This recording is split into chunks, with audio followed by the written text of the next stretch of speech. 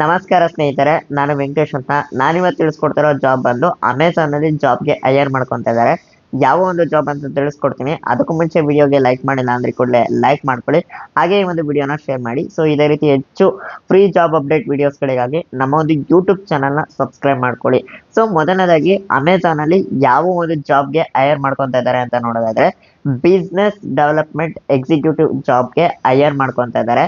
So ಈ ಒಂದು ಜಾಬ್ಗೆ education qualification ಯಾವ್ದಾದ್ರು ನಡೆಯುತ್ತೆ, ಇಂಥದ್ದೇ ಅಂತ ಏನಿಲ್ಲ. ಸೊ ಯಾವ್ದಾದ್ರು ನಡೆಯುತ್ತೆ.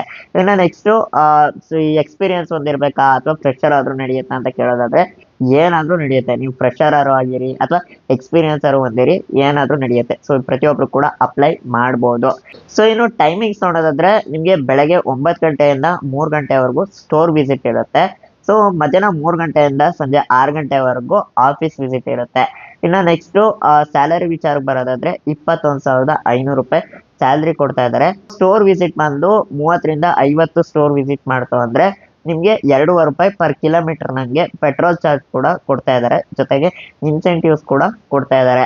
ಇನ್ನು ಜಾಬ್ ಲೊಕೇಶನ್ ಬಂದು HSR ಲೇಔಟ್ ಬೆಂಗಳೂರಲ್ಲಿ ಜಾಬ್ ಅವೈಲೇಬಲ್ ಇದೆ. ಹೆಚ್ಚಿನ ಡೀಟೇಲ್ಸ್ಗಾಗಿ ಡಿಸ್ಕ್ರಿಪ್ಷನ್ ಅಲ್ಲಿ ಕಾಂಟ್ಯಾಕ್ಟ್ ನಂಬರ್ ಕೊಟ್ಟಿರ್ತೀನಿ, ಹೋಗಿ ಚೆಕ್ಔಟ್ ಮಾಡಿ.